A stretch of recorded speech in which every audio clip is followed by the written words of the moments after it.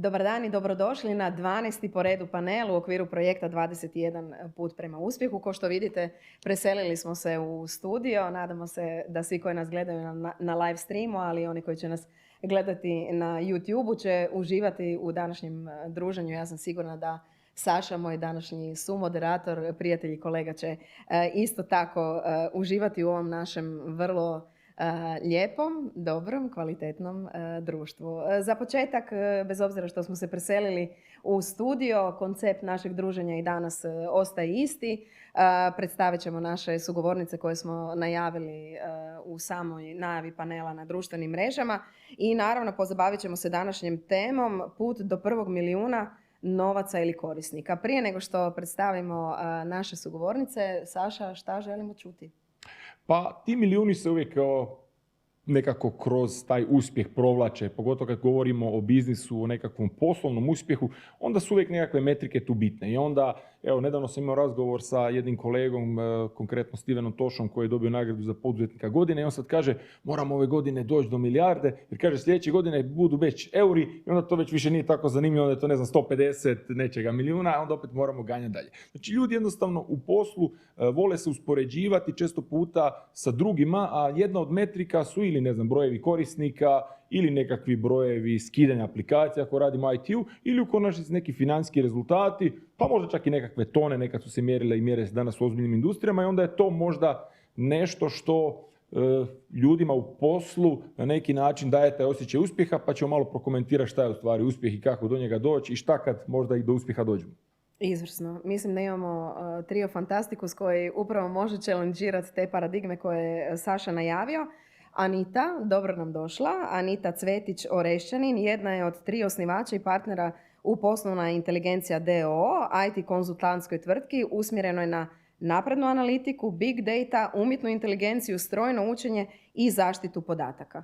Kao članica uprave Poslovne inteligencije odgovorna je za financije i controlling, ljude i kulturu, internu infrastrukturu, IT, marketing i komunikacije. Dakle, skoro sve. Anitina vizija je biti trener mladim talentima kako bi im pomogla da razviju svoj puni potencijal unutar poslovne inteligencije. Članica je i upravnog odbora CISEX-a te aktivna u inicijativama usmjerenim na podršku ženskom poduzetništvu. 2019. bila je nominirana i sudjelovala je u premijernom programu profesionalne razmjene Američkog ministarstva vanjskih poslova, International Visitor Leadership program, Hidden No More, osnaživanje žena liderica u STEM-u, a prije poslovne inteligencije gradila je iskustva u Zagrebačkoj banci, McDonald'su i CEMA, odnosno današnjem GFK institutu. Diplomirala je računovodstvo financije na Ekonomskom fakultetu u Zagrebu. Dobro nam došla. Hvala lijepa i veselim se današnjim druženju. S nama je i Antonija Bilić-Arar. Antonija je krenula u digitalnoj industriji dok se takva industrija nije ni zvala još tako. Nakon 10 godina uređivanja digitalnih medija otišla je na drugu stranu, u marketing komunikaciji i završila u globalnom startupu. Za BlaBlaCar počela je skoro kao one woman band, gradila je hrvatsko tržište od nule, ne do milijun, ali do 600 znamenkastog broja korisnika. Iz prve ruke doživjela je sve prednosti i mane brzo rastućeg startupa, ali i potpuno se zaljubila u tehnološku industriju. Nakon još par teh i startup angažmana vratila se na sam početak u medije. Na Netokraciji kombinira najbolje od obje karijere, piše o developerskim startup i grow temama, digitalnim medijima i marketingu. A kako se gradi uspješan startup iz početka, gleda još jednom iz prve ruke u braku sa osnivačem startupa. Dobro nam došla, Tonka. Hvala na pozivu. Ivana Conjar, poslovna psihologica, dugogodišnje iskustvo u vođenju MBA programa i programa cjeloživotnog obrazovanja za lidere. Karijeru u poslovnom obrazovanju započela je 2006. kao voditeljica selekcije i upisa MBA programa pri Kotrulji Business School. 2016. pridružila se i Leadership MBA studiju na Visokom učilištu Algebra kao voditeljica poslovnog razvoja i jedan od temeljnih arhitekata programa u suradnji s predavačkim timom jedne od najboljih poslovnih škola u svijetu.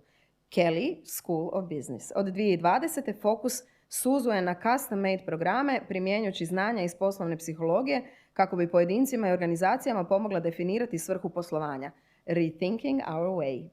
Diplomirala je komunikacije na sveučilištu East West u Chicagu, SAD, MBA na Kotrulji Business School, a magistrirala poslovnu psihologiju na sveučilištu East London u Londonu u UK-u. Certificirani je Design Thinking Facilitator, Executive Coach, a kada nije posvećena edukaciji lidera, posvećena je učenju, meditaciji i planinarenju. Ivana, dobrodošla. Hvala na pozivu. Kao i uvijek, krenut ćemo od onog prvog pitanja, a to je da li se osjećate uspješnima, sad kad smo čuli vašu putanju, vaše karijere i ove sve promjene, izmjene, područja djelovanja i što ste u životu do ovog trenutka radila, a sigurna sam da nije sve u ovoj priči koju smo Saša i ja pročitale. Dakle, prvo moje pitanje ide Tonki, s obzirom da Tonku najdulje od svih vas poznajem, inače za one koji ne znaju, a mnogi od vas ne znaju, Tonka je moja najbolja prijateljica iz osnovne škole. Dugo se nismo vidjele i evo i osobno i profesionalno i u kontekstu ovog panela me zanima da li se osjećaš uspješnom i što za tebe znači uspjeh? Pa zapravo baš mi je drago da si krenula od mene, tako da ja mogu prva reći da se vrlo često ne osjećam uspješno. Odnosno ovako, prvo, kad god me uhvati to da se ne osjećam uspješno, onda se sjetim da imam 2 djece koje su super i da nikad niko ne može reći, pa ni ja, da nisam ništa dobrog napravila u životu. Ali u tim trenucima kad se ne osjećam uspješno, to je najčešće kad vidim da recimo moji bivši kolege i kolegice s kojima sam prije 6-7 godina počela raditi na nekakvim mid pozicijama u marketingu i kad objavljuju na LinkedInu, ponosno objavljujem, postala sam marketing director, postala sam, ne znam, VP of brand communications ili CMO i takve stvari. I onda se ja pitam, a di si ti, a šta si ti? I onda si mislim kako nisam u životu ništa posebno uspjela zato što nisam imala tu neku vertikalnu pravocrtnu karijeru di sam krenula na nekoj početničkoj poziciji i onda napredovala dok ne bi došla do nekog vrha. Ja sam mijenjala karijere, sad sam napravila onako krug doslovno za 360, ne ono kad se ljudi zabune, nego doslovno za 360.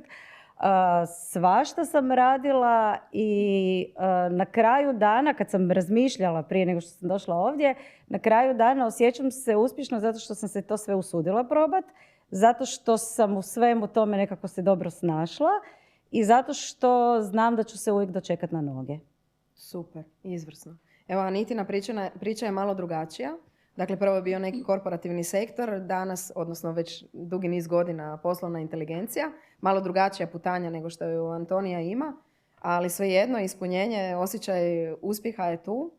Pa ja bih rekla prije osjećaj ispunjenja. Sad ne razmišljamo zapravo o kontekstu osjećam se uspješno. Mislim, meni to u svojoj suštini ne znači puno. Meni znači da se osjećam dobro sama sa sobom, da se dobro osjećam sa svojom obitelji, sa svojim frendovima i sa ekipom s kojom radim i nešto stvaram. Dakle, uspjeh vjerojatno dođe, to je nekakva manifestacija kako te možda vanjski svijet doživljava, ali mislim da je pravi uspjeh kad si ti dobar sam sa sobom i znaš da ti imaš posla. Prvenstveno kad si sam sa sobom u pitanju. Tako da, ja sam iz tog reći ćemo više korporativnog svijeta došla u privatni svijet, to je bila velika promjena, ali s druge strane je bila dobro došla promjena i znam zašto mi se u životu dogodila. Dogodila mi se zato jer sam ja upravo tako poduzetnički djelovala i unutar korporacije i to je sve meni nešto bilo presporo ili čudno ili sam ja tu nešto previše htjela mijenjati, a kaj sad klinka od 20 i nešto godina tu hoće nešto mijenjati, tako da zapravo je točno onako kako treba biti, a to je da sam već onako dugi niz godina u poduzetničkim vodama. Super. Ivana kao poslovni psiholog sigurno ima jednu obzervaciju na vas dvije, a kako će tek imati na kraju panela, to ćemo vidjeti. Žalim se malo. Ivana, tvoja... Ništa, dijagnoza je u tijeku. Tvoj osjećaj samorealizacije i uspjeha, gdje smo tu? Pa zapravo nekako mi je zazvonilo ovo kada je Saša u uvodu rekao, uvijek postoje neke metrike za uspjeh. Pa zapravo ono što mi je tek sinulo, iako kao poslovnom psihologu to bi trebalo biti nešto što već znamo davno, ali što mi je sinulo tek možda prije koju godinu, a to je nema te metrike koju ti neko drugi može postaviti oko uspjeha. To je samo taj osjećaj koji je Anita rekla, osjećaj ispunjenosti. I ovo kada si čitala opis o meni, mislim si ko je ova žena, mislim ovako par rečenica, znaš, istaknu se zapravo samo highlighti, ali u tih x godina, sad da ne odam, jel, koliko godina, dogodilo se svašta i uspona i padova i naravno da ćemo svi istaknuti ono dobro što je ostalo i istaknut ćemo svoje uspjehe. Međutim, da nije bilo onih neuspjeha, ne bi bilo ni ovih uspjeha. Tako da na kraju konca osjećam se zadovoljno, osjećam se ispunjeno i osjećam se zadovoljna time što sam bila dovoljno hrabra ili možda život bio dovoljno hrabar da me pogurne tamo gdje sam sada. Mislim da sam na dobrom mjestu. Ali isto tako znam da je dalek put ispred mene i ako kažem sad da sam uspješna, da je taj put onda završen. Tako da mislim da ima još jako puno prostora zapravo da ispunim se i nastavim se zapravo ispunjavati i rasti. Da, uspjeh nije možda jedna destinacija, upadica. nego Meni je posebno se dojmilo ovo što je spomenula Tonka kad kaže čitam po LinkedInu i nekim drugim društvenim mrežama pa vidim neko je postao nešto. Mislim da je možda to i s druge strane i u tvom poslu, Ivana, i kroz studij, znači ne studij nego MBA gdje dolaze već formirani ljudi koji su već uspješni ljudi, traže nešto dalje u svojem životu i svojoj karijeri. Kako vam se općenito čini utjecaj taj nekakav društvenih mreža na naše poimanje uspjeha? Često puta ljudi danas budu od mlađih pa i do starih frustrirani, ti se uvijek čini neko živi bolje, neko je napravio nešto više. To je opet taj dio metrike koja nije ona hard metrika nego soft metrika, onda ti se čini možda sam ja mogao napraviti nešto tako. S druge strane, u nekakvom svom iskustvu i ovako kroz intervjuiranje i razgovor sa puno poslovnih ljudi, bilo žena, bilo muškaraca, često puta dođemo do onoga da je na vrhu dosta osamljeno. I onda je pitanje, kad razgovarate s tim ljudima, da li se oni stvarno osjećaju uspješno. Na jednu stranu, kad gledamo frontu, sigurno takvih priča ima i puno u tech i startup svijetu, ljudi su top, a iza toga u stvari se dolazi do činjenice da su puno veći problemi i da se ljudi ne osjećaju tako dobro u svojoj koži i da ta neka metrika uspjeha koju su razmišljali i možda sanjali, kad su došli do nje, često put se desi sanjaš nešto, onda dođeš do toga da kažeš, kako možda, Tonka, tebi se čini u ovom tvom svijetu, koliko ima takvih slučajeva koji... Samo da kažem da to svi moji bivši kolege, to su sjajni ljudi, savršeno zaslužili. Nije da se ja osjećam loše kad to vidim zato što mislim da je nezasluženo. Jesu, zaslužili su, se ja mene štrecno jer se pitam zašto ja sad nisam neki direktor ili barem neki head of marketing. A s druge strane, da, to što se tiče uspoređivanja ovako, zato ja uvijek koristim i ovu priliku i svaku priliku koristim da kažem ja sam late bloomer. I to je tako. Žao mi je što nisam bila pametnija kad sam bila mlađa, ali oni koji možda imaju sad, ne znam, više od 25 godina i misle da nisu nešto postigli, da nisu puno postigli, volim reći da jesam late bloomer i da uvijek ima vremena i da stvarno nikad nije prekasno da se stvari mogu promijeniti, ali stvarno mogu. Zvuči ko floskula, ali ja sam promijenila nekoliko puta. A što se tiče tih nekih svjetla pozornice i uspjeha u startup sceni, ono što sam ja vidjela i iznutra, a i sad kad živim sa čovjekom koji je startup co-founder, iza svakog startup uspjeha stoji jako puno rada. Mm-hmm. I loših dana i dobrih dana.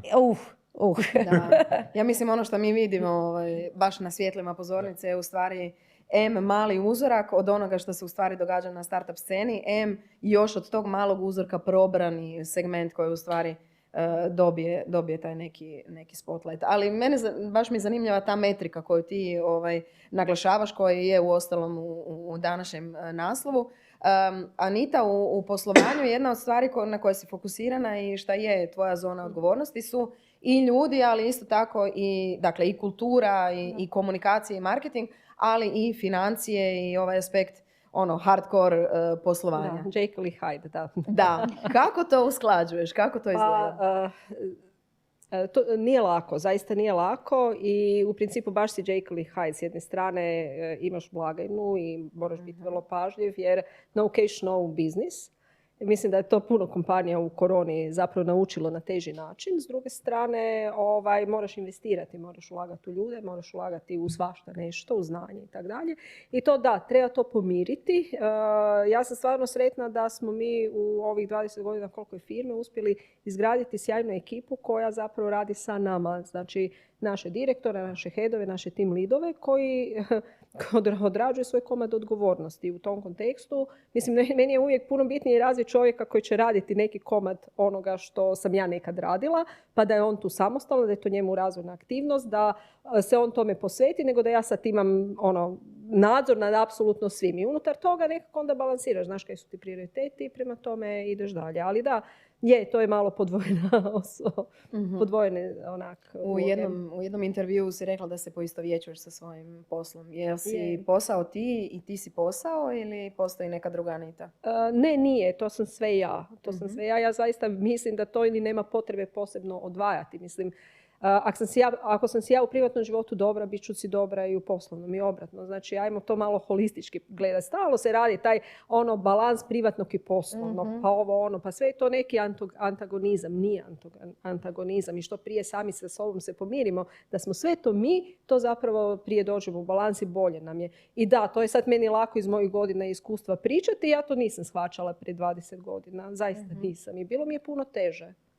Ivana, možda evo i pitanje za tebe kao poslovnog psihologa i nekoga ko je radio i na formiranju programa obrazovnih za ljude koji su već u nekim zrelim karijernim godinama, da tako kažem.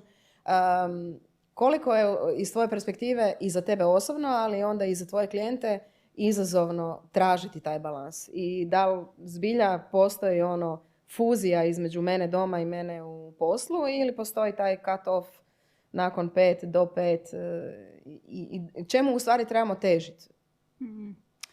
Pa ja se isto nekako slažem da zapravo ta work-life balance je jako fused. Pogotovo što si na nekoj višoj poziciji, pogotovo što imaš više odgovornosti. Kada se to dogodi da ti se u 5 sati isključiš iz posla i sad si... Saša, kad se tebi dogodi? Ne, neko drugi. Kad se to dogodi? To se ne dogodi gotovo nikad.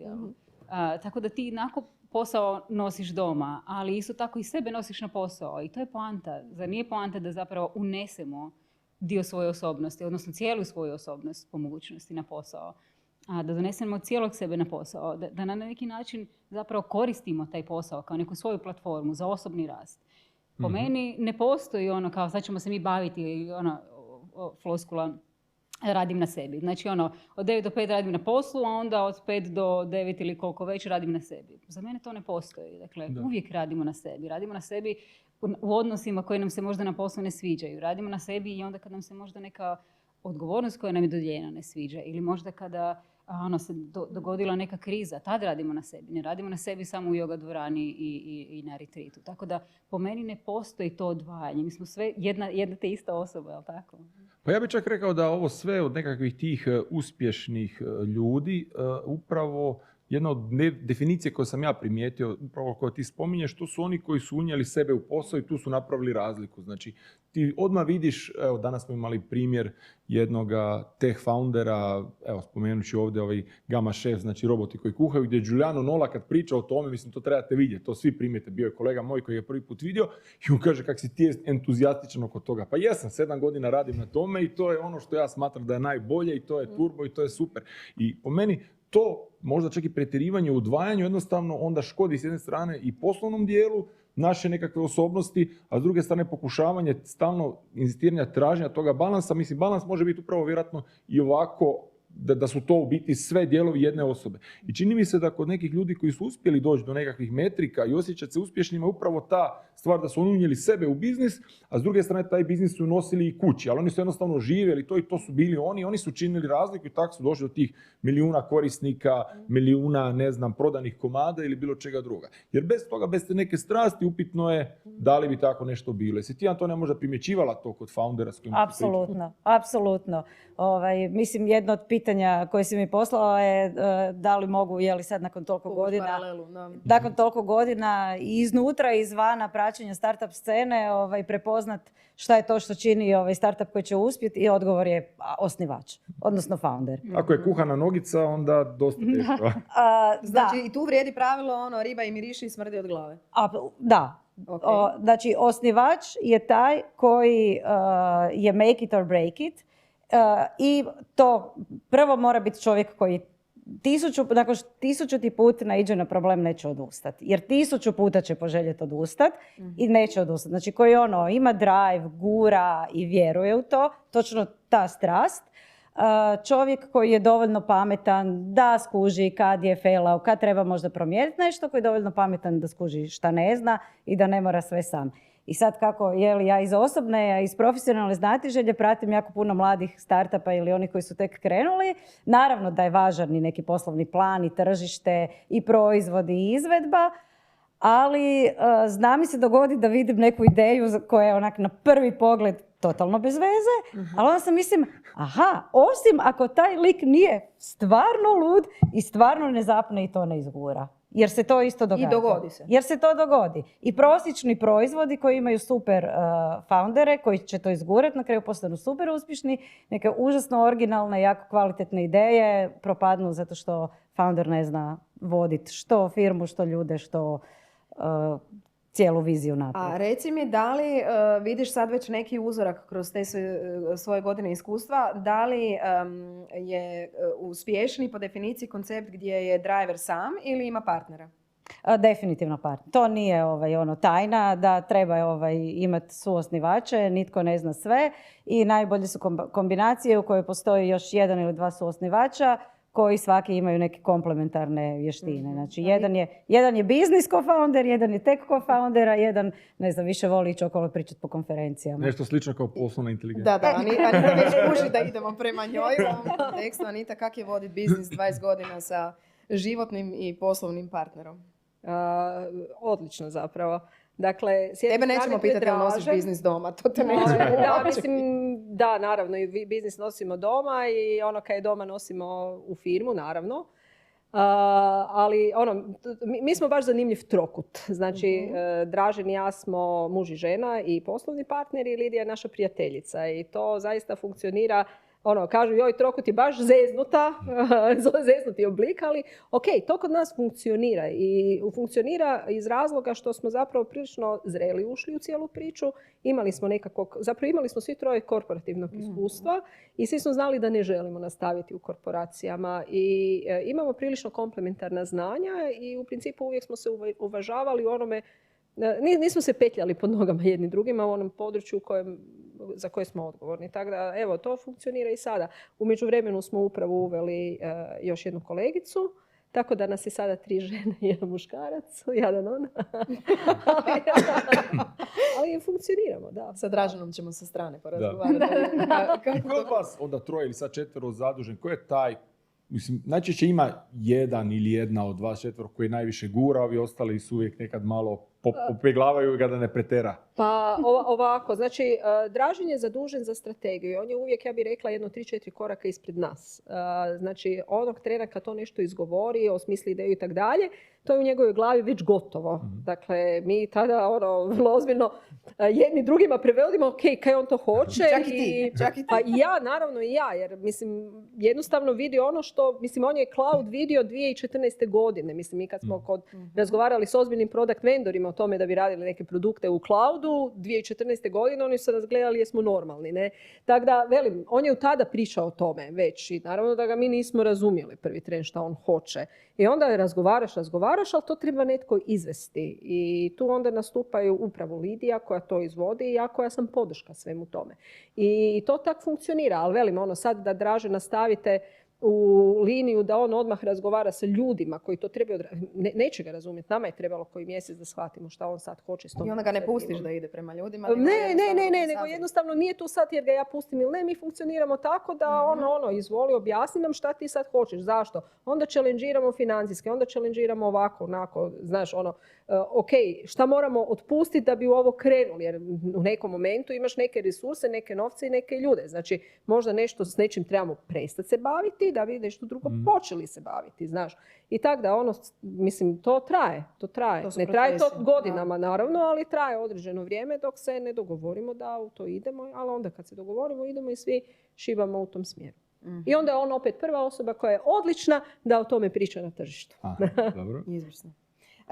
Ivana, zanima me, pričamo sad tu i o nekim profesionalnim horizontima, ovo što je Anita pričala za Dražena, on ima neku viziju, vidi neki cilj i neku sliku koju je teško da može ikome prvo i artikulirati, prvo sebi, a onda i drugima. A u kontekstu našeg naslova, šta je po tebi i temeljem tvoje karijere, tebe osobno i tebe kao biznis psihologa, šta su po tebi pravi istinski motivatori i okidači u poslu? Da li je to validno da bude avioni, kamioni, milioni ili u principu trebamo težiti nečem drugom? I da li je istina da motivi predodrede ishod? Vrlo lako pitanje. Da, čekaj samo da se sjetim što je bilo na početku. Nekako nisam sklona davati one size fits all odgovor, zato što, kao što smo rekli na početku, ne smatramo svi uspjeh jednakim, tako. Nekima zaista je potrebno imati avione, kamione da bi se osjećali uspješno. I ne bih to zapravo kritizirala u tom smislu da to nije validan razlog. Nekima je. Ja bih to čak svrstala, imamo različite tipove osobnosti. Nekom određenom tipu osobnosti treba takva metrika. Nekim drugim tipovima osobnosti ne treba. Njima treba taj osjećaj zadovoljstva, taj osjećaj da mogu podučiti nekoga onome što znaju, da mogu mentorirati. Nekome možda treba da samo onako podržavaju druge zapravo dok ostvaraju sebe i ostvaraju uspjeh. Tako da zaista ovisi. Ono što ja ipak na neki način volim staviti u neki realni svijet. Dakle, svakako osjećaj zadovoljstva, svakako osjećaj ispunjenosti. Taj neki osjećaj da jesmo na pravom mjestu u pravo vrijeme, da na neki način, kada kažem, se doprinosimo i jesmo kada kažem, korišteni ili upotrebljeni, da su naši talenti upotrebljeni. Ali s druge strane, po meni mora postojati neka posljedica, mora to biti vidljivo. Dakle, milioni, da li su to u novcima ili u korisnicima ili u čemu god, jesu neki pokazatelji gdje se krećemo u dobrom smjeru. Dakle, ako smo potpuno promašili ceo fudbal, onda neće nas niko ni slijediti, neće nam niko ni platiti za našu uslugu. Dakle, ta neka metrika je nam važna jer nam pokazuje da ono što radimo, da zaista doprinosimo i dodajemo vrijednost. I da neko ono što mi radimo treba i voljen je to platiti. Jel? Ali opet na svakoj osobi je da procijeni da li se u tome trenutku osjeća ispunjeno ili može imati sve te avione i kamione i osjećati zapravo da nije na pravom mjestu. Jel? Tako da opet ne bih rekla jedan odgovor za sve, ovisi o osobnosti. Super. Evo, ja moram reći da je sjajan osjećaj dovesti nešto od 0 do 100.000 korisnika. Mislim, to možda nije neki maestralni uspjeh u usporedbi, ne znam šta vas dvije radite, ali kad kreneš od 0 i nije bio 1 milijun korisnika i kad zapravo sam ja jedina bila ovdje tim, nisam sve sama napravila, imala sam podršku, ali to je sjajan osjećaj, to je stvarno sjajan osjećaj. I svejedno se pitaš da li si uspješna, zamisliti to, svejedno okreneš zrcalo. Ali to je bilo prije, u međuvremenu. Užasno je, to je iznimno to zanimljivo. Relativno. Taj roller coaster osjećaj je iznimno zanimljiv. To je jedna tema što je Tonka napomenula. Često pričam, evo nedavno sam opet imao priliku pričati, ali to i Gary Vee često puta govori, zašto pišeš blog, čita ga samo 7 ljudi. Onda osjećaš se glupo, ja pišem sljedećeg, čitat će možda 8, ali dobro, 8 je više nego 7. Onda pitaju, pa zašto opet dalje pišeš, sad je već 74, a gleda ili čita samo, 25. Onda kad bude čitalo 30.000, a to će biti možda za x blogova ako nastaviš dalje, whatever to bilo, blog ili nešto tako, onda niko više neće pitati zašto to radiš, nego kako si došao do tih 30, 50, 100 ili milijuna. I to su nekakve zanimljive stvari, Sofa Score ili Sofa IT, dečki ovi koji su radili taj sustav za mjerenje i za ocjene u sportu, isto takva priča. Kaže, prvo, aplikacija ima 6 korisnika, znači, onda dođemo svaki dan nas dva, gledamo, 7, 8, 40 i nešto, onda nazdravljamo. Onda kad dođeš do 22 milijuna, znaš, onda si pitaju kako si došao do 22 milijuna, zato što smo konstantno radili. Zbog toga su to možda metrike dobre i te možda metrike čak nekad treba i slaviti na tome putu. Mi smo imali, u nekim startupima u Repsliju zvono koje je svaki novi korisnik, ili imate vi u poslovnom ili nekakav način, da jednostavno proslaviš taj nekakav mali uspjeh, jer čekajući veliki uspjeh često puta ljudi izgore, jer i onda kad dođeš do njega, onda gledaš lijevo, gledaš desno, to stvarno to. Ne znam, je li tvoj dan takav bio u BlaBlaCaru, kad su prvi korisnici dolazili, pa bilo je malo, pa malo više, pa onda odjednom 100.000. Da, mislim super. I dan danas mi se zna dogoditi da kažem da sam radila tamo i onda mi ljudi kažu a to mi je jedna od najkorisnijih aplikacija na mobitelu. Mislim i prije, a donekle i poslije toga sam imala poslove i radila sam u branšama kojima nisi mogao imati tako baš track rekord u brojkama. To je prvi i jedini put da stvarno imam neki track record jer mogu reći to sam ja napravila. Užasno sam ponosna još dan danas na to. Si još uvijek u tome ili ne? Ne, nisam. Zašto? Onda me ljudi pitaju, a zašto si otišla? I onda ja kažem, nisam otišla. I to je sad malo cautionary tale što se tiče karijere u startupima, koja je prilično nesigurna. Znači, nisam otišla, nego su jednostavno odlučili prestati ulagati u sva tržišta Srednje i Istočne Europe. I ugasili Hrvatsku, Srbiju, Rumunjsku, Mađarsku, Češku i Slovačku. To je bilo to. Te bolilo? Da. Kako si prošla? Da, ali ovako, znači u startupu, ja čak volim ponosno reći da smo mi bili među zadnjim tržištima koji su ugasili. Tako da sam gledala prije toga da se gase tržišta, gledala sam prije toga kako se osnivaju pa ukidaju odjeli, kako se isto tako stvari preslaguju. Kao što sam rekla, u startupu samo mijena stalna jest. Kako se preslaguju i tad kad bi ljudi naricali, bi ja, ali treba se mijenjati, da ne pričam, ti to Saša sigurno znaš, postulat je fail fast. Ko nešto ne radi, doviđenja i idemo dalje. Čak i ako se čini da radi, možda tebi koji si tu, nekome odozgo koji gleda to sa većega brda, možemo pričati o toj stvari, jer uvijek su te metrike su brdo iza kojeg je sljedeće brdo. I na nekom brdu je neko vidio da ta Hrvatska koliko god dobra možda bila, u nekom trenutku se nije uklapala. Tako je, točno tako. Da. Dobra je, ali mislim nije Rusija. Da. U dobrom smislu. Ili Indija, tad je bilo ili Indija ili Brazil, ne. Jednostavno je to Hrvatska i tako da ja sam uvijek ljudima govorila, slušajte, to je normalno, treba se mijenjati. I onda kad sam ja došla na red za odrezati, onda sam morala progutati knedlu i reći... I sama sebi, to je normalno.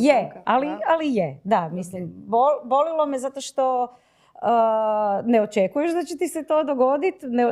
To su rezovi, od sljedećeg mjeseca prestajemo ulagati, ali... Kažem, walk the talk. Bravo.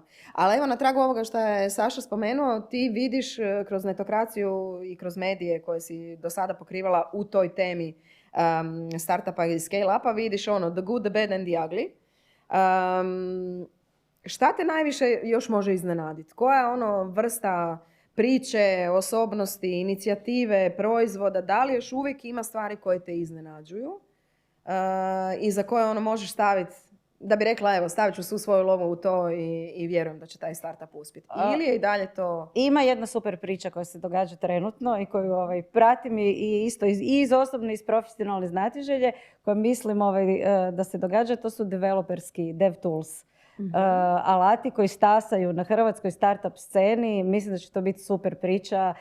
Ima ih nekoliko o kojima sam čak i pisala i za koje kažem želim kad ovi postanu jako uspješni i kad dođu do milijuna, samo da se zna da sam ih ja prva da sam ih ja otkrila. Da sam ih ja skužila. Okay. Znači, to je dosta tehničko, ali uglavnom to su firme koje drugim firmama, odnosno developerima pomažu da razvijaju aplikacije brže, učinkovitije. Jako veliko tržište globalno i jako mi se sviđa da to tržište je počelo cvjetati u Hrvatskoj.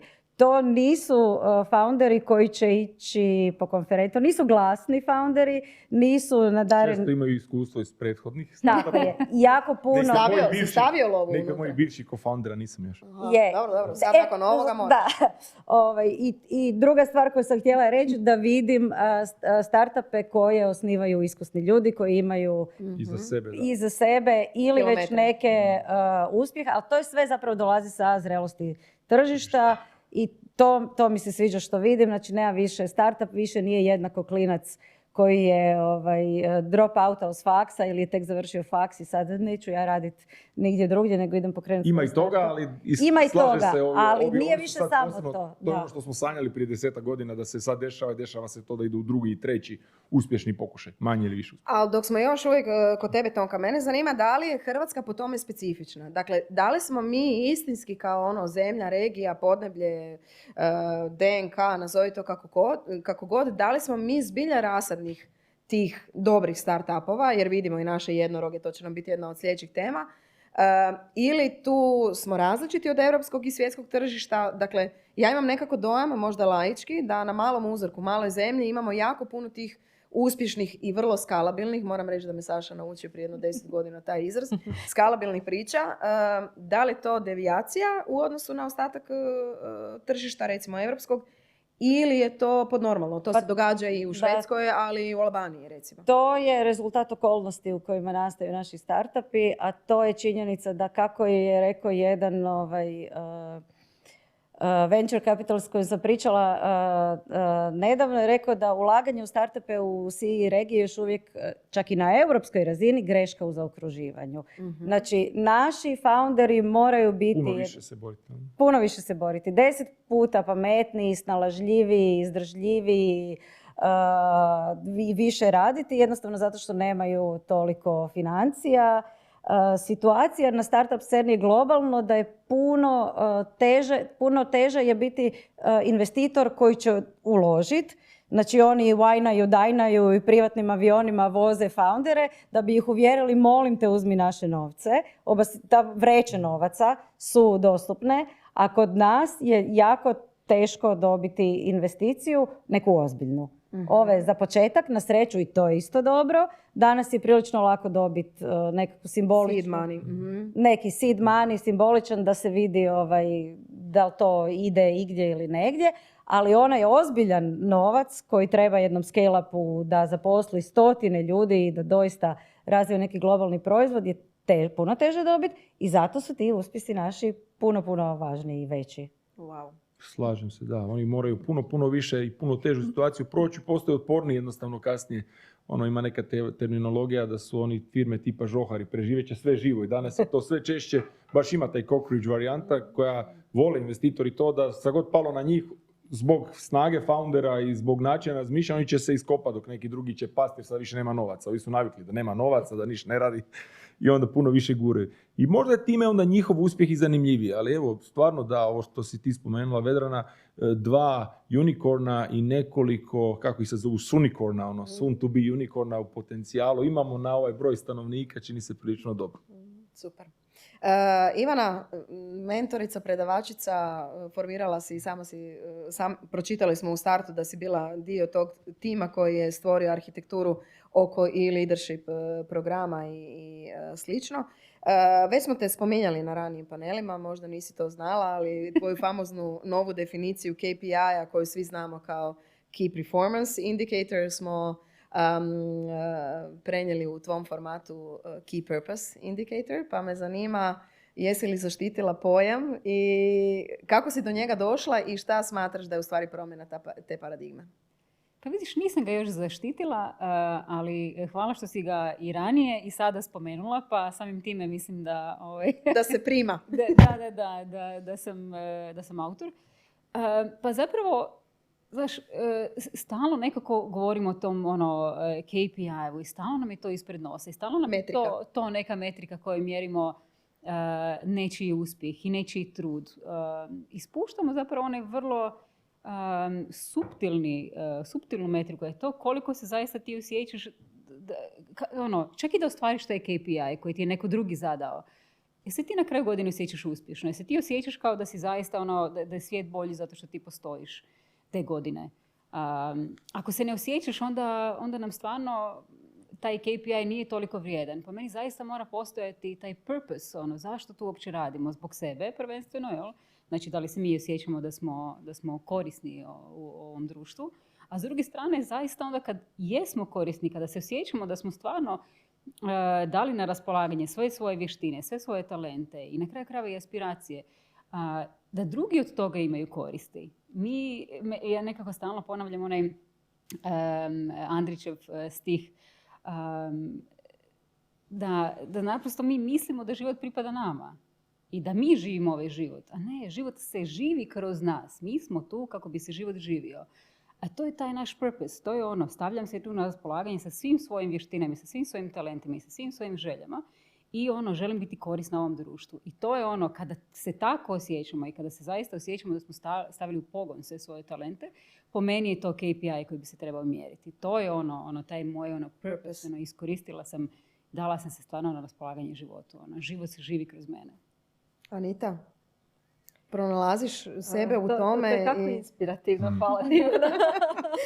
Šta ti je ono, da li se čuješ u tome, osjetiš i ono gdje vidiš svoj neki novi izazov, s obzirom da firma raste već dugih 20 godina, ima taj neku uzlaznu putanju, jel pronalaziš i dalje svrhu? Da, pronalazim svrhu i baš sam je nedavno artikulirala prema Draženu, Lidi i Slađani, a to je ono ekipa, hoću biti trener. Hoću biti trener koji inspirira i motivira druge da izvuku maksimum iz samih sebe. I to je nešto što me stvarno motivira i obožavam. Uvijek imam, uvijek si izaberem nekoliko ljudi u generaciji s kojima zapravo radim jedan na jedan. Kao mentor? Ili? Kao mentor, ali čak i neformalni mentor, više neformalni mentor. I onda zapravo im pomažem da naprave tranzicije iz uloge u ulogu. Znači, tranzicija iz nekakve srednje uloge u nekakvu seniorsku ulogu, pa onda i seniorske uloge u nekakvu menadžment ulogu ili voditelja projekta ili nešto. I to su promjene. Ti moraš promijeniti kapice, ti moraš reinventati sebe. I to je proces. I želim pomagati ljudima u tim njihovim osobnim procesima, jer što se prije oni reinventaju i krenu u te nekakve nove uloge, to je bolje i za njih i za nas. Jer ti odjedanput prestaješ raditi to, tebi se cijelo okruženje mijenja. Ništa više nije isto. Znači, tvoji dosadašnji kolege više ti nisu kolege, nego si im odjedanput šef. Sad, pa se gubiš, pa su ti friendovi, pa se gubiš, pa moraš sad nešto tu reći. Imaš hiring, firing, imaš feedback razgovore, imaš feed forward razgovore, svašta nešto. Mislim, to je hrpetina stvari koje se sruši na tebe i onako ostaneš bez daha. I zašto ne bi pomagala ljudima unutar svoje kompanije da prije prodišu u tim situacijama kad mogu i to me veseli. Imaš osjećaj da i tebe guraju prema gore? Naravno. Znači, ili da dolaziš do neke pozicije da neko tebe može prerasti u nekom kapacitetu? Super i neka. Znači, ja sam apsolutno svjesna da mene ljudi moraju prerastati i da se razumijemo, već su me prerasli i ja želim zapošljavati ljude koji su sad već jači od mene. Dakle, to je normalno. Mi smo firma od 170 ljudi. Pa bilo bi tužno da nemamo jačih ljudi od nas koji trenutno upravljamo ljudima. Mm-hmm. Mislim, nama je to okej. Mi smo s tim sretni. Ja se često znam zezati u svojoj firmi da se danas zapošljavam u Colliersu, da ja nema šanse da prođem s obzirom na testove i sve drugo šta koristimo u nekakvom evaluacijskom procesu, ali evo tu sam gdje jesam i dijelim to isto mišljenje i stajalište da u stvari je jako, jako rewarding za nekoga koji je menadžer, a kamoli founder ili partner, da vidi da ga netko u nekom svom skill setu, znanju, sposobnostima može prerasti. I to je okej. Da. Tako raste i organizacija i sustavi ljudi. Da organizacija raste, da se transformiraš, da ne da pratiš trendove, nego da stvaraš nove trendove. Mislim, komotno je pratiti trendove, ali od toga se ne raste. A kako rješavaš tijekom toga rasta? Spomenula si prije, a evo i Tonka je bila spominjala, u nekim trenucima jeste velika firma, veliki broj ljudi, poslovnih resursa je tu puno i financijskih vjerovatno, ali uvijek dođe situacija da bi došli do neke sljedeće faze, da se neka faza mora zatvoriti. To često podrazumijeva ili gašenje nekoga projekta, što znači da određeni ljudi ili moraju se značajno promijeniti, neki mogu, neki ne mogu, ili možda čak morate nekog otpustiti, ili jednostavno trebate doći nekome i reći, evo više to ne radimo, dali smo ili dali ste u to sebe, ali odluka da se to ne radi. Kako to pomiriti sa tim, jer svako drvo koje raste ipak šišaju se neke grane da bi moglo se... Apsolutno, i to je težak proces, posebno za nas kao foundere. Mislim, mi i dan danas smo jako angažirani oko svega što se u firmi događa i masu stvari mi osobno vodimo. I kad gledam nekako način kako smo donosili odluke ili rezali neke grane, mislim da bi za nas bilo bolje da smo neke grane ranije rezali, neke poslove prije otpuštali, neke projekte nekako prije rezali i tako dalje. Ali tad mi nismo bili spremni na to. Danas smo spremni. Danas. U zadnjih nekoliko godina smo spremni. I nama je trebalo da sazrijemo. Mislim, to je proces. Ljudi nekad očekuju, ok, ti si šef, ti sad moraš dati sve. Ma jarca, ne znaš sve. Znači, ta razina nesigurnosti, neizvjesnosti koja je pred tobom, ti zapravo nemaš pojma. Ti si svakih x godina, a nekad mjeseci, pogotovo kad si manja firma, ti svaki trenutak pred nekom provalijom, kao kad skijaš, pa ne znaš kaj te čeka ispod. Znači, tebe svako malo to dočekuje. Stvari samo kako ćeš se adaptirati i kako ćeš reći, ok, ajde, idem. Mislim, moraš imati taj neki, Da, hoću li ići dole, spustit ću, skinu skije pa na leđa. na glavu. I mislim, sad, napravit ću najbolje što znam, ako nije dovoljno dobro, ok, to mi je nova pozicija, ajmo vidjeti di smo, idemo dalje. Mislim, to je to, nema savršenstva. Problem je u našoj kulturi što ne priznaje greške. I to je zapravo veliki kočničar poduzetništva u Hrvatskoj. Što kao kultura smo ti koji mu odmah osudili, gle, nije uspio i tako dalje, ok, ali on je bar probao, šta si ti napravio. On je probao, stresao je koljena i ide dalje. Dakle, ajde i priznaj, mislim, pa moraš priznati. Nije bilo dobro. Grešaka ima, mislim, sad kad bi mogli bi imati jedan panel samo na temu grešaka. Ali na poduzetničkom mindsetu je jedan govornik rekao, dakle mi se u stvari rodimo kao poduzetnici. Ustaneš, kreneš, staneš, padneš, razbiješ glavu, ustaneš. I negdje se to po putu uslijed odgoja, obrazovanja, konteksta, društva. Trena kad ti kažu sjedi i slušaj. Zašto ti opet dižeš ruku? Zašto dižeš? Šta pitaš? Ti ne znaš. Pa dete je došlo tu učit, pa naravno da ne znam. Mislim. I da Bog da je znati žene. Da, hvala Bogu da je znati žene. Znači zatrute u prvom osnovnem. Da, imali smo već u ranijim panelima, dotakli smo se obrazovnog sustava, to će nam biti jedna od idućih novih verzija. Ako nigdje drugdje, ja mislim da na startup sceni ima puno failova i puno failova koji su javni, koji se vide. I moram priznati da sam puno prije godina i ja znala razmišljati na taj način kao, to im je propalo. Šta su oni uopće mislili da to može uspjeti, ali onda, naravno, i kad sazriš, onda skužiš, uopće nije kraj svijeta što je propalo i zato i je danas lakše doći do tog seed novaca i zato postoje ti europski europski investicijski fondovi koji ulažu, jer što više ljudi i propadne, to će biti bolje. Da, znanje ostaje, ne samo znanje osnivača, znanje cijeloga tima. To je zanimljivo, uvijek jedna od, po meni, zanimljivih teorija koju duboko vjerujem, je da nakon bilo kakvih projekata koji su došli do određene faze, pa čak i do nekakve faze 2-3 godine, ako je tim bio i 10 ljudi, da ne govorimo danas primjerice da propadne, ne znam, ajmo reći Rimac, da propadne Revuto, da propadne bilo ko drugi, ostaće deseci ili stotine ljudi sa znanjem koji će vrlo brzo pronaći nove timove i na ruševini toga nečega će se nastati 10 možda nekakvih novih stvari s kojeg opet jedna može napraviti nešto. Za razliku od one najgore varijante da se ništa ne pokuša i da svi kažemo ne može se, ne idemo nikuda. Ne bi se štel mešati. Da. Ali mene zanima... Pardon, htjela sam samo reći digresiju, ne propadaju ljudi, propadaju projekti. Da. Dakle, znanje ostaje zapravo ono što si ti... Ali me zanima, Tonka, iz prve ruke sa partnerom koji gradi svoj startup, jel te može čuti, jel mu daješ takve stvari do znanja, it's okay to fail, ili on ima zabranu na neuspjeh? Ne, to je sve, on je zapravo u cijelu tu priču ušao sa ok, idem probat. Ako ne uspije, programer sam, uvijek mogu naći, to je jako dobar posao. Super. A da li me sluša? U principu, nakon nekoliko žustrih rasprava sam ja zaključila da je bolje da se što manje miješam. Ali to je najviše, mislim, ok, ja sugeriram, kažem, povežem, predložim, ali onda se moram ne ljutiti ako to ne prihvate. Ali to najviše zato što on je tehnički co-founder, odnosno CTO, a njegov suosnivač se bavi biznisom, a ja ne dajem tehničke savjete. Tako da on onda u tom trenutku kaže, zamisli da on meni dođe i kaže, moja žena kaže da bi ovako trebao postaviti servere. Zar ne? Tako da najbolje da se što manje. Težak argument. Ali nisi jedino sa svojim suprugom okružena tim svijetom i svemirom o kojem danas razgovaramo i tvoja sestra Maja je u tom svemiru, ali na jednom drugom kraju svijeta. Kad smo se danas sjeli ovdje, onda si rekla možda bi Maja trebala ovdje sjediti. Reci nam šta Maja radi. U stvari pokušaj nam objasniti šta Maja radi. Pa ja uvijek kažem da sam ja sestra od Maje Bilić, onda jer je ona moja uspješna sestra.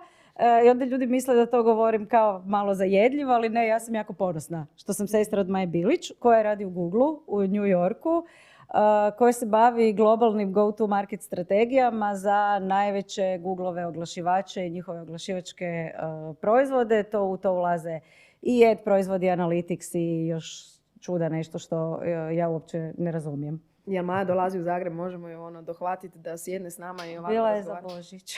Dobro, možda dođe i za Uskrs. Puno nam pozdravi Maju. A na tom tragu imam onda i pitanje za Ivanu. Na tragu... Jesam za Božić. Ne.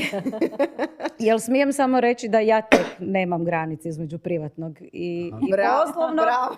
Jer mi... Napadaju te sa svih strana. Da, ali to je ok. Znači, meni je super da imamo zajedničke interese. Recimo, moj muž i ja, mi iste stvari komentiramo, primjećujemo, razgovaramo. Još i sestra mi u tom digitalnom biznisu i s njom te iste stvari komentiram i primjećujem.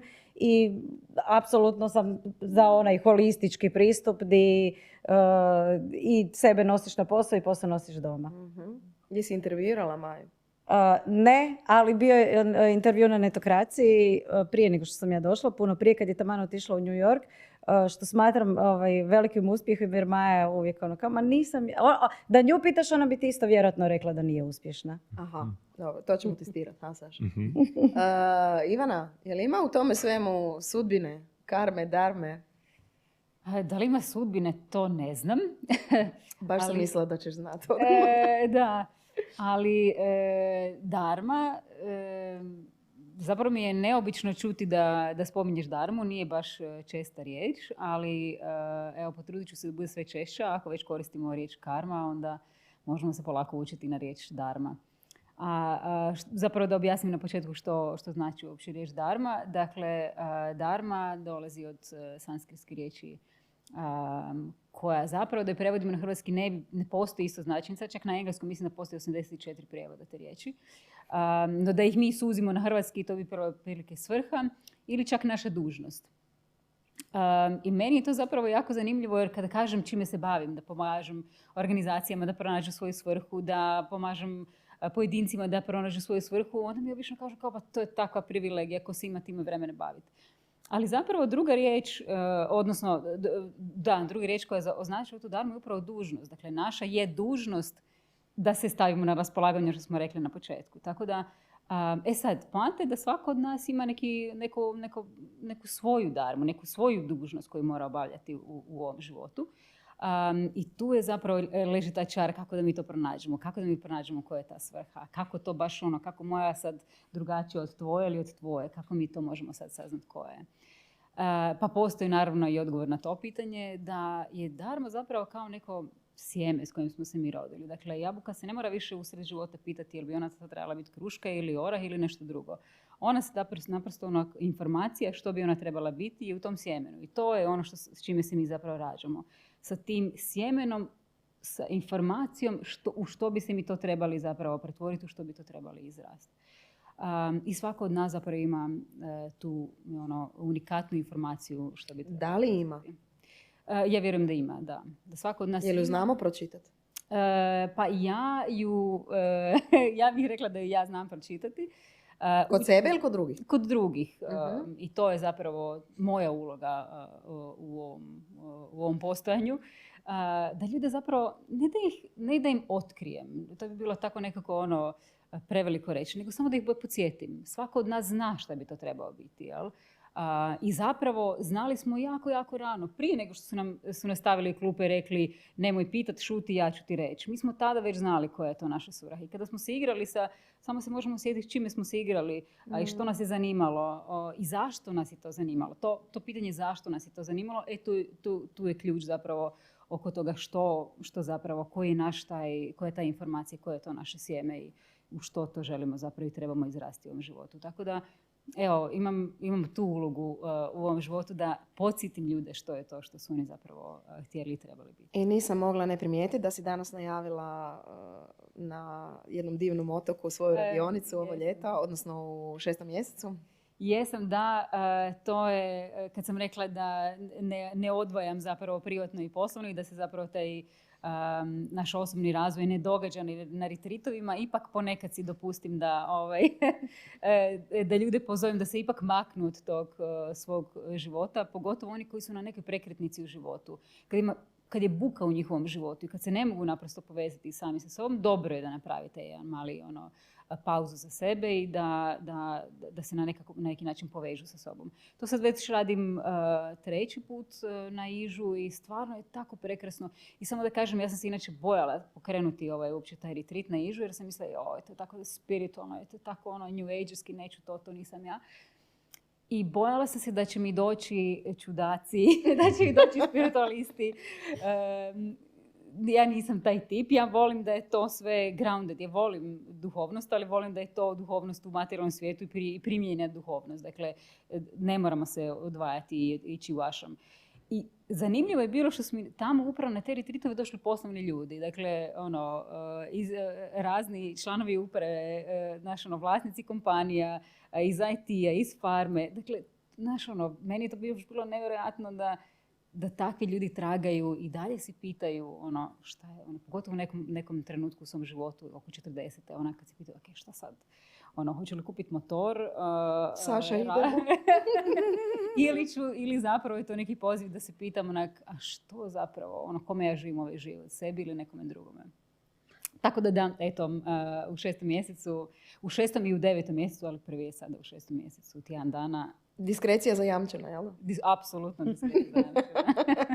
Da, to je vjerojatno jedno od tih pitanja, često puta se postavlja, pa nije to samo pitanje godina, neko prije, neko kasnije, kad je dosta, when enough is enough. I onda kad pričamo o milijunima, postoje milijarde, postoji uvijek duplo više, postoji sljedeća godina, postoji novi plan. Kako ljudi biti reagiraju po tvojem iskustvu, možda i na tim retritovima, kada jednostavno dođu do nekih stvari koje su sanjali i ciljali i onda nemaju jednostavno snagu postaviti novi cilj? Često puta to se dešava, koliko sam primijetio ja malo isto istražujući i gledajući oko. To se dešava i na neki čudan način bila sam okružena u životu sa takvim ljudima. Kako sam živjela u Chicagu, poznavala sam jako dobro jednog gospodina koji je bio vrlo, vrlo utjecajan u Chicagu i još uvijek je vrlo utjecajan. Tada kada sam ga upoznala, on je zaposlio Obamu. Dakle, Obama je bio njegov zaposlenik. I dalje su zapravo vrlo bliski. Uglavnom, on je meni u nekom trenutku rekao, znaš šta, sve to što sam postigao, svi ti milijoni. U nekom trenutku, kažem kao, znaš šta bi volio? Da sve to mogu sada zamrznuti i da krenem iz početka, jer sve sad imam i svi me tako gledaju. Ja samo želim imati tu priliku da budem ponovo svježi i da opet krenem. Znači, taj thrill stvaranja, mislim da je to Tonka spomenula, u biti to, mene isto to je nešto što puno više veseli je taj sam put stvaranja, jer kad dođeš, onda sad si napravio to što si htio i onda sad šta iz početka.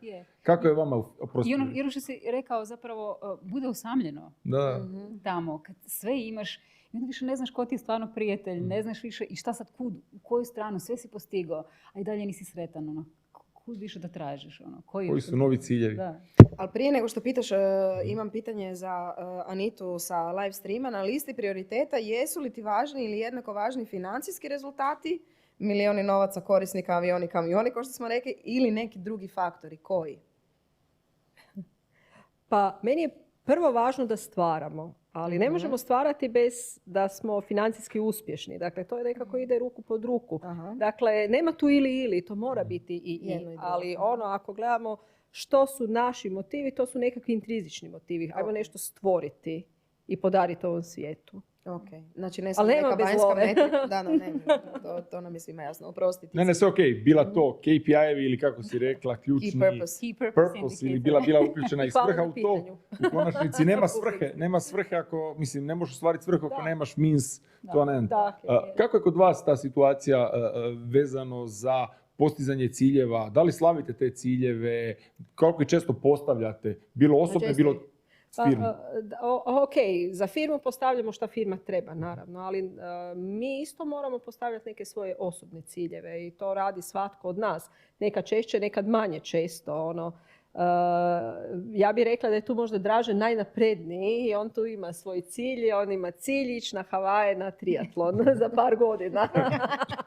I to je super. Šta god ti mislila o tome. Ne, meni je to super, ja ću biti +1, to je meni fajn. U ovom slučaju mi je good biti Ima to +1. usporedba sa sportom. Meni se čini da to u stvari čak često puta u biznisu dobro. To sam vidio kod mlađih, da ne kažem klinaca, često puta daju puno snage i napora i truda u sport, a onda kad krenu neki biznis, ja kažem ako daš barem pola ili toliko koliko si svaki dan išao na trening svako jutro, onda ćeš i u poslu napraviti nešto. Tako da taj poveznica je dosta dobra. To je genijalna poveznica i zapravo sport je onak jako, jako blagotvoran. Prvo, ekipa bez iskustva, a bili su sportaši, su sjajni kolege, naučeni i na uspjeh i na neuspjeh. Nekad imate ljude koji nisu se bavili sportom, nisu niš radili, bili su odlikaši jer su silno pametni i onda dođe prvi put netko pa mu kaže nešto nije dobro. To je drama, to je katastrofa.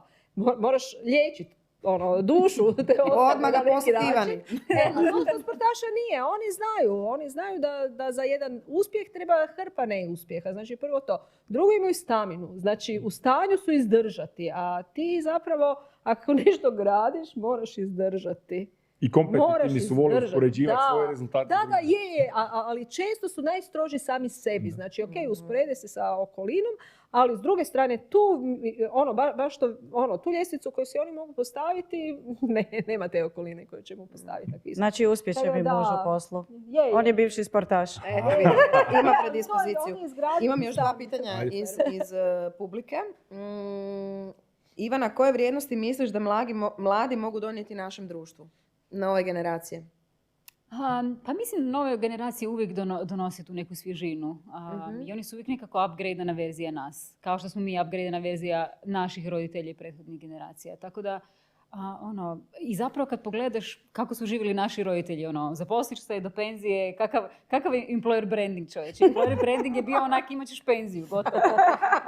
Sad čovječi moraš koje zobene pahuljice moraš staviti u ured i kako ih sve moraš ali zapravo nove generacije se pitaju o svrsi, jel ja tu pripadam. Ne možeš ih čak više ni sa zobenim pahuljicama zadovoljiti. Trebaju još nešto više od toga. Tako da meni će biti interesantno promatrati kakve oni standarde postavljaju u poslu. Ok, super. Tonka, za tebe, koje osobine misliš da su zajedničke svim startupovima kod nas? Vjerojatno startup playerima. Mogu se sam na mlade nadovezati prije toga. Mislim, vjerojatno i dio odgovora u tom. Ali to je zato što ja u ovoj našoj tehnološkoj digitalnoj industriji su mladi popularni i ja više moram biti glasna i boriti se protiv ageizma i protiv tog stava da smo mi koji imamo više od 35 za otpis i da nam ili za uvijek 35. I više od 35, da. Da nam nije mjesto u toj industriji i u principu naravno, tajna je u tome da nije bitno ili imaš 25, 35 ili 45 godina, nego svi možemo jedni od drugih naučiti. Naprimjer, moj šef tada u BlaBlaCaru je bio 10 godina mlađi od mene. Opa. Nije mi padalo na pamet, kažem što će sad meni taj neki klinac biti šef. Mislim, bio je financijaš. Naučio me toliko toga o toj cijeloj poslovnoj strani priče, o brojkama, analizama, planovima. Mogu samo biti zahvalna. Znači, mlade i stare glave kad se stave skupa, mislim da najbolje funkcioniraju. A koje je tvoje drugo pitanje je bilo? Koje su zajedničke osobine? Da, šta misliš da je zajedničko s obzirom na sve koje si do sada intervjuirala, vidjela, s njima komunicirala, surađivala? Šta je neka zajednička nit ljudi na startupu? Mislim da je zajednička nit definitivno je to što smo već spominjali. Znači neki vizija, šta želiš napraviti kako, drive da to napraviš i volja da po putu korigiraš put. Na nekakvoj listi važnosti knowledge, skills ili attitude? Šta mislite? Attitude, definitivno. Ok, super. Mi smo dokučili naših sat vremena, mislim da je prošlo brže nego što smo očekivali. Saša, idemo podvući? Možemo, evo, pokušati malo rezimirati u rečenici ili dvije. Pa kako smo i počeli, tako smo i došli do zaključka da ti ključni nekakvi indikatori mogu biti različiti, ali da u svakom slučaju treba biti neka svrha u našem i životu i u našem također i poslu. Ono što mi je posebno zanimljivo, što sam možda i uhvatio od vas, je upravo ta priča da se to sve provlači i jedno i drugo, i taj razdvajanje privatnog i poslovnoga koje im često puta ljudi teže kad im je teško možda na poslu ili teško u privatnom pa ne žele to dvoje povezivati, to je često puta i sve tri ste potvrdile jedan od upravo faktora uspješnosti nekih koji su uspjeli. Naravno, pri tome treba definitivno imati mjeru i treba u određenim trenucima znati prihvatiti onako kako je Tonka rekla, da ono što si možda objašnjavao drugima, da će se nekad desiti i tebi, ali da to stvarno nije kraj svega. Znači promjena karijere, odustajanje od nekakvih ciljeva koje si zamislio, promjena unutar poslovnog puta, unutar kompanije, to je sve u stvari dio toga rasta i toga puta prema uspjehu. Super, ja bih možda samo još tu dodala, divno mi je da ste sve tri danas bile ovdje jer ste dale svoju perspektivu, a tako sinhronizirano i totalno nepripremljeno i bez da ste se poznavale ranije objedinile ovaj naslov pod jedan zajednički nazivnik i da je ok ganjati financijske rezultate i da je ok da imamo taj neki ultimativni cilj imati i milione, i avione, i kamione, bez obzira da li u obliku korisnika, zaposlenika ili na računu, ali da je ključ ipak u tome osjetiti sebe i doživjeti tu svoju svrhu, svoj cilj i svoj razlog zašto smo tu i zašto radimo to što radimo. A ako nismo to otkrili i pronašli, postoje načine da to otkrijemo. Ok, hvala vam puno još jednom i sa moje strane. Naravno, ja ću pozdraviti sve koji su nas gledali, bilo na live streamu ili dodatno na YouTube-u. Oni koji su bili na live streamu bit će u bubnju za Vartexov poklon bon od 500 kuna. Hvala našim pokroviteljima i sponzorima. I mi u stvari, evo, prvi put nakon 12 panela ulazimo u jednu kratku pauzu. Ko bi to rekao, ne vidimo se sljedeći četvrtak, dapače vidimo se tek 28.4. u 18 sati. Također ćemo biti ovdje u studiju. S nama će pod tematskom cjelinom žene u kreativnoj industriji i kulturi, a na naslov komunikacija, kultura, kreativa, poziv, poriv, zanimacija ili zanimanje, biti Ana Šimunović, Tina Vrdoljak-Ranilović i Boška Bahtjarević. Sa mnom će komoderirati Manuela Šola. I još jednom zahvaljujem svima koji su nas gledali. Puno hvala Tonki, Aniti, Ivani, hvala Saša tebi. Pratite nas i dalje, lajkajte nas, ne znam kako se zove drugi izraz, subscribe, šerajte nas i sve ostalo. Ovi novi mali klinci bi to sigurno znali bolje od mene. Puno hvala vam još jednom i gledamo se, slušamo se i družimo se. Hvala.